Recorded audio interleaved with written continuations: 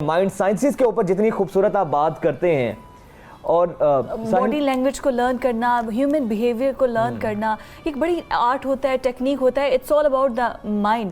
تو آپ تو بڑی دیر سے اس پر کام کر بھی رہے ہیں. تو ہمارے معاشرے کے اندر جو ہمارے بیہیویئر ایشو ہیں، ہمارے ایک دوسرے سے بیہیویئر جو ایشو ہیں، ان کو کس طرح، کیا بنیادی وجہ کیا آپ کو نظر آتی ہے کہ ہمارے رویے اتنے خراب کیوں ہیں ماں باپ سے، آپسی دوست سے، بہن بھائیوں سے؟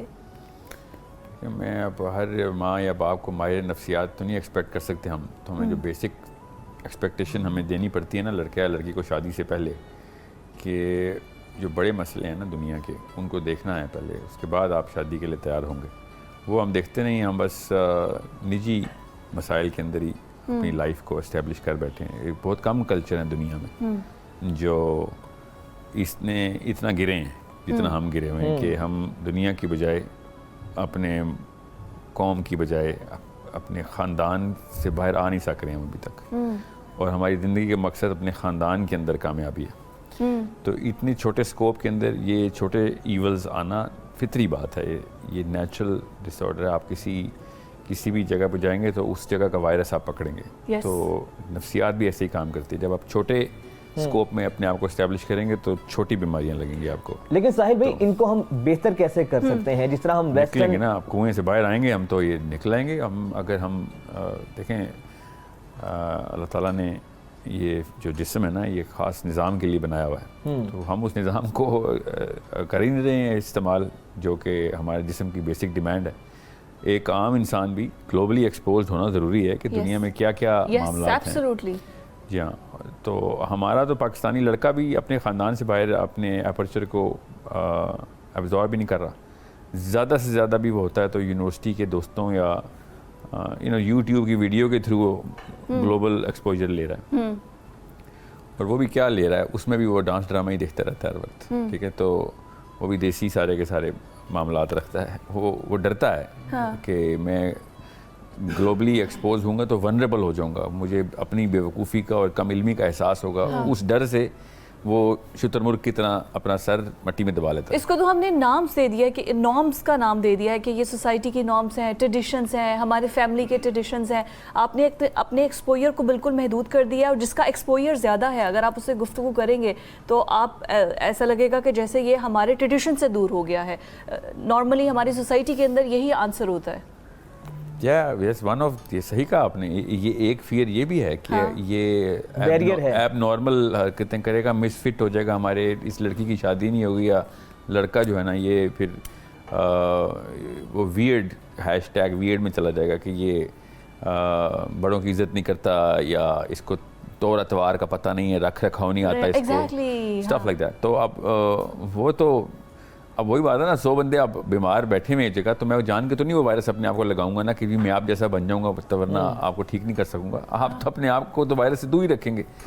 تو اسلام نے ہمارے ساتھ یہ احسان کیا، اتنا بڑا اللہ تعالیٰ نے احسان کیا کہ اللہ تعالیٰ نے شروع سے ہی ہمیں گلوبل اپرچر کے اوپر ہی رکھا. ٹھیک ہے. یاد رکھیے گا، یہ بہت ضروری ہے کہ آپ کو پتہ ہو کہ اسلام آپ کو آپ کی اڑان کو مینٹین کرنے کے لیے ایک ہائی الٹیٹیوڈ کے اوپر رکھتا ہے. آپ کی سیلف اسٹیم کو بہت ہائی رکھتا ہے، آپ کی سیلف ورتھ کریٹ کر کے رکھتا ہے، آپ کو ہمیشہ آئیڈیل کے سینیریو سے کمپیئر کرتا ہے. نبی علیہ السلام کے بعد تو کوئی کسر ہی نہیں رہی ایک مسلمان کو کہ ہم اپنے آپ کو ایمولیشن کہاں پہ رکھیں، ہم کس لیول کے اوپر ہم اپنے آپ کو اسٹیبلش کریں. تو ہر امت کو جب نبی دیا جاتا ہے نا تو وہ ایپیٹمی دی جاتی ہے کہ یہ لو تمہارے تمام تر معاملات کا حل اسی دنیا سے کر کے دکھائیں گے. اللہ تعالیٰ نے ان لوگوں نے جب اللہ تعالیٰ سے کہا تھا نا کفار نے کہ یہ تو آپ تو انسانوں میں سے ہی ہیں، ہمیں فرشتہ چاہیے تھا. اللہ تعالیٰ نے اگر کتاب دینی تھی تو فرشتے کے تھرو اتارتے. تو اللہ نے جواب ہی اسی کا بات کا اسی اینگل میں دیا تھا کہ اگر میں نے فرشتوں میں سے کتاب، کوئی فرشتہ تمہارے تک کتاب لے کے آتا ہے اور نبوت میں فرشتوں میں سے دیتا تو تم نے کہنا تھا ہمارے اوپر تو اپلائی ہی نہیں ہوتی یہ والی پوری اپلائی. تو آپ میرے اوپر اپلائی کرنے کے لیے میری بیسٹ ایگزامپل چاہیے. اب مسئلہ یہ ہے کہ جیسے ہی میں نبی اسلام کی سیرت النبی کی بات کروں گا تو پاکستانی امی اور ابو کی ٹریننگ یہ ہوئی ہے کہ وہ پھر وہ برکات اور تعویذات اور یہ تمام تر معاملات اور درجات میں گھس جائیں گے اور وہ معاملات سے نکل آئیں گے. اسلام اصل میں معاملات کا دین ہے اور ہم نے برکات کا دین بنایا ہوا ہے. تو معاملات پورے کریں گے تو برکات خدا آ جائیں گی.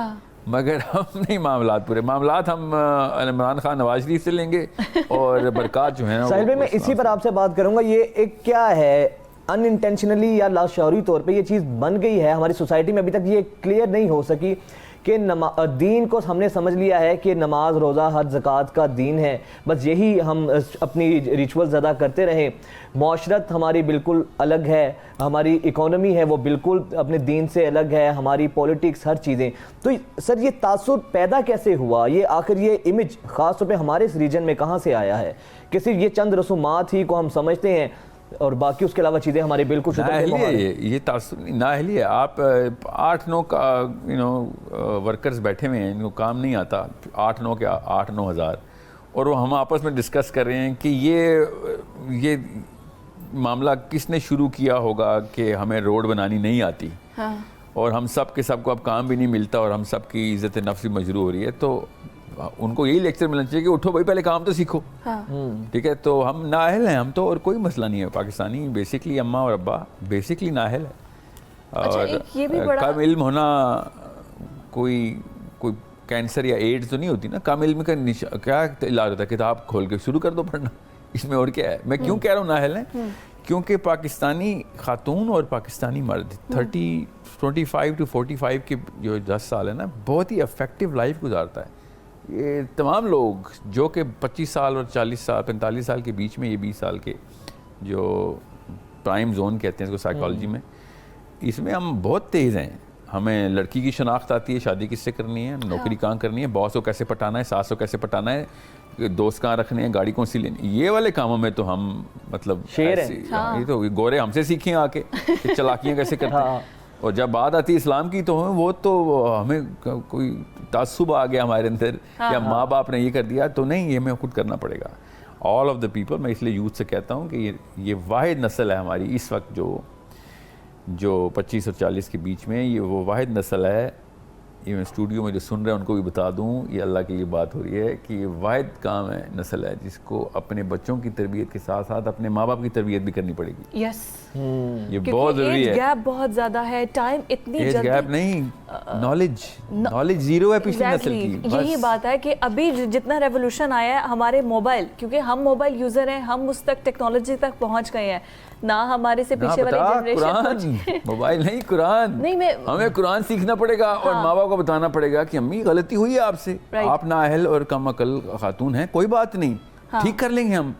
ہم اپنے آپ کو مفت میں ایگو دے کے ایگو کو مساج کرتے رہتے ہیں کہ میرا باپ اور میری ماں کے درجات ہیں, اللہ کی قسم درجات ہیں ان کے, کوئی شک ہی نہیں, مگر وہ نااہل ہیں, ان کے درجات اللہ نے دیے ہیں. ہمیں ماں باپ کی تربیت بھی کرنی ہے اور بچوں کی بھی کرنی ہے, کیونکہ ہمیں مل گیا ہے exposure to whatever is wrong.